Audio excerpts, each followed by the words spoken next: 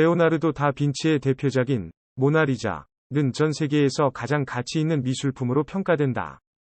프랑스 정부가 이 그림에 40조 원이라는 경제적 가치를 붙인 이유도 이 때문이다. 다들 그렇다고 말한다. 모나리자는 엄청난 그림이고 눈을 감고 음미하면 예술을 아는 품격 있는 교양처럼 말이다.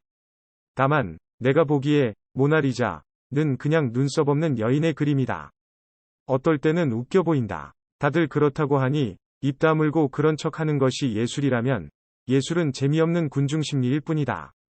뭘 좀 아는 사람들끼리의 예술을 나도 그런 척 공감해야 할 이유는 없다.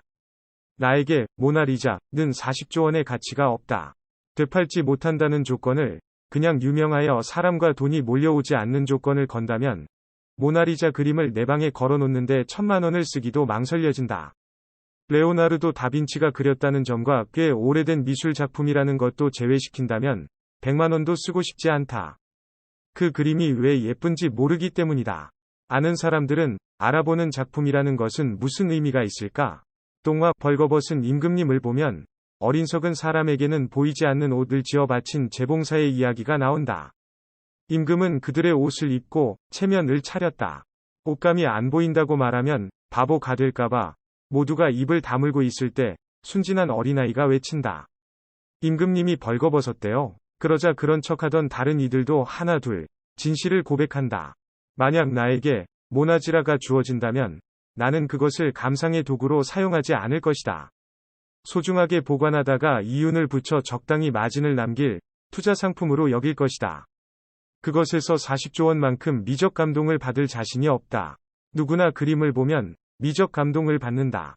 우리 아이에게는 아마 엉뚱발랄 콩순이 스티커 그림이 모나지자보다 가치 있을지 모른다.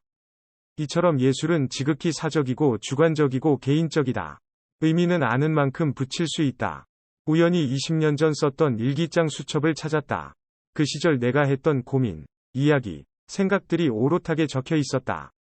20살 어린 내가 묻혔던 지문들과 손때는 그 시절 나를 회상하고 되새김질하고 추억하게 했다.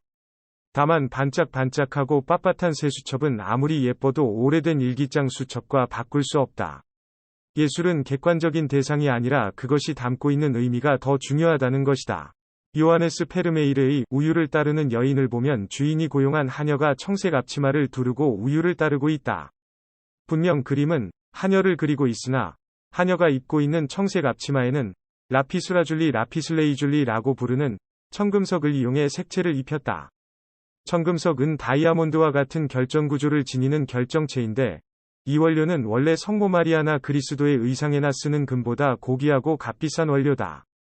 페이메이르는 이 하녀의 앞치마에 청금석 원료를 사용하기 위해 비까지 졌다.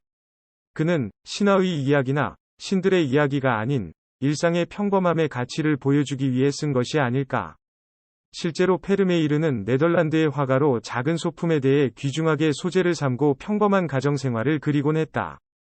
르네상스라는 시대에서 신이 아닌 인간의 일상을 가치 있게 표현했다.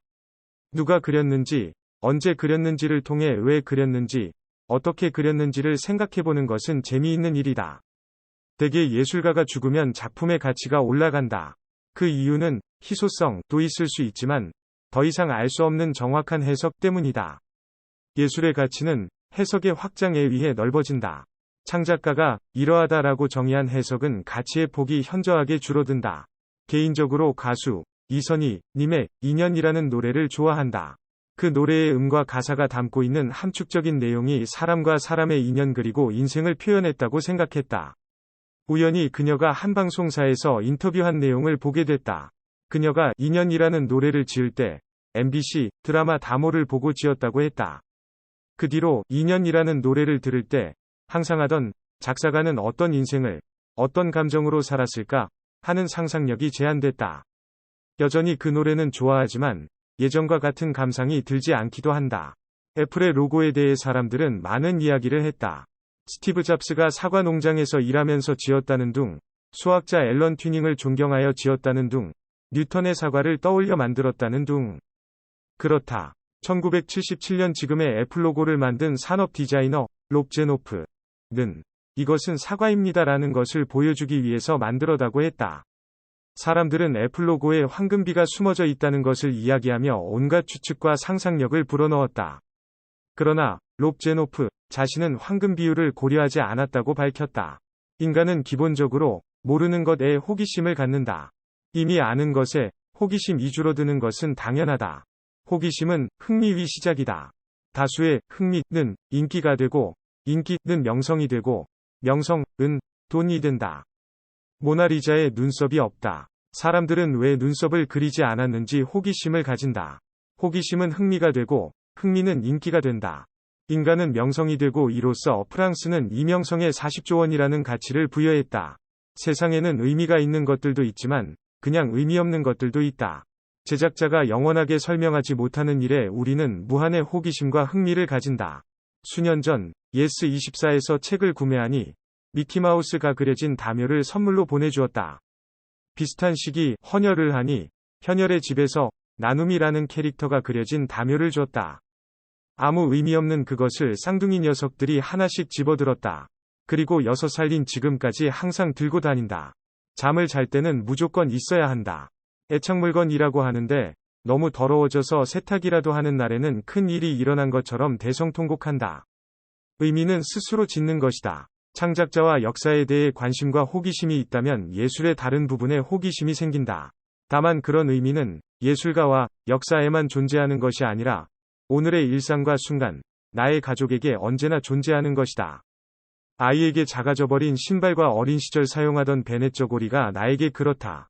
모나리자 10개를 가지고 와도 바꾸지 않겠다.